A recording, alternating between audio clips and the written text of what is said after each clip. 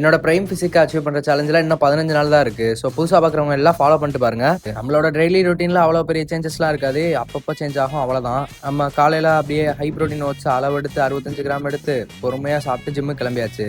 ஜிம்முக்கு வந்துட்டு அப்படி இப்படி வார்ம் அப்லாம் போட்டு ஒர்க் அவுட்டை ஸ்டார்ட் பண்ணிட்டோம். இன்னைக்கு பார்த்தீங்கன்னா tricep work out slow and கண்ட்ரோல்டா 5 வேரியேஷன் போட்டோம். 5 வேரியேஷனையுமே நான் ஃபுல்லாக காட்ட முடியாது, அதனால இந்த ஒரு வேரியேஷன் காட்டுறேன். இதில் எவ்வளோ நல்ல டெஃபினிஷன் தெரியுதுன்னு பாருங்க. அதுக்கப்புறம் வர்றப்ப அப்படியே சிக்கனை செட்டிங்காக வாங்கிட்டு வீட்டுக்கு வந்தாச்சு. அப்புறம் வாங்கிட்டு வந்து சிக்கன் அப்படியே தோசையோட செட் பண்ணி கூட டிராகன் ஃப்ரூட் வச்சாச்சு. டிராகன் ஃப்ரூட் வந்து ஃபைபர் கண்டி 3 கிராம் ஃபைபர் இருக்கு, ரொம்ப ரிச் கண்டென்ட். அதோட அப்படியே கிரியேட்டினே வச்சு பிரேக்ஃபாஸ்ட்டை முடிச்சுட்டு அப்படியே கொஞ்சம் நேரம் தூக்கத்தை போட்டு அப்புறம் வேலைக்கும் கிளம்பியாச்சு. போற இடத்துல ப்ரோட்டீன் சோர்ஸ்லாம் கிடைக்காதுன்னு சொல்லி நம்மளே வீட்டில இருந்தே ப்ரிப்பேர் பண்ணிட்டு போயாச்சு. என்னன்னு பார்த்தீங்கன்னா பெருசா ஒன்றும் இல்லை, வேர்க்கல்ல தான். ஃபுட்டெல்லாம் ப்ரிப்பேர் பண்ணிட்டு போயிட்டு ஒரு சங்கடமான விஷயம் என்னன்னா நான் அதை வீடியோ எடுக்க மறந்துட்டேன். அப்புறம் வேலைக்கு அப்படியே என்ட்ரி கொடுத்துட்டு ஈவினிங் அப்படியே 6 மணி போல நம்ம நாக் ப்ரோ நம்பரோட வே ப்ரோட்டீன் ஒன் ஸ்கூப் எட் பண்ணியாச்சு. நம்மளோட ப்ரோட்டீன் கோல் அப்பதான் கம்ப்ளீட் ஆகும்னு சொல்லி அழுங்காம குழுங்காம அவனையும் டப்பாக்குள்ள இறக்கிட்டு நம்ம எத்தனை கிராம் ஒரு நாளைக்கு சிக்கன் எடுக்கிறோம்னா 250 கிராம். இதை நான் தொடர்ந்து 2 மாசமா சாப்பிட்டுட்டு இருக்கேன். நாக்கெல்லாம் செத்துருச்சு. இந்த சீரீஸை வேகமா முடிச்சுட்டு பல்கிங்ன்ற பேர்ல கொஞ்சம் நல்ல சாப்பாடும் சாப்பிடணும். அப்புறம் பார்த்தீங்கன்னா மிச்சம் இருந்த ப்ரோட்டீனையும் கலக்கி குடிச்சிட்டு வீட்டுக்கு ஜாவா விட்டாச்சு. அவ்வளவுதான் இந்த வீடியோ. நாளைக்கு பார்க்கலாம். நன்றி.